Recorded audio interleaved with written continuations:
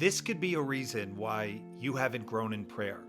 You simply haven't been taught. Do you know that's a common problem? That Christians are supposed to pray, but they're not really taught how to pray. And so many believers feel guilty and they struggle because they want to know God more, but they're finding it hard. Let me give you two simple steps that will unlock your prayer life.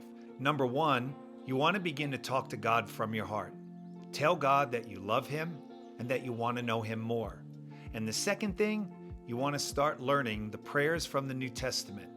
There are about 30 of them, and they will unlock your prayer life. Why?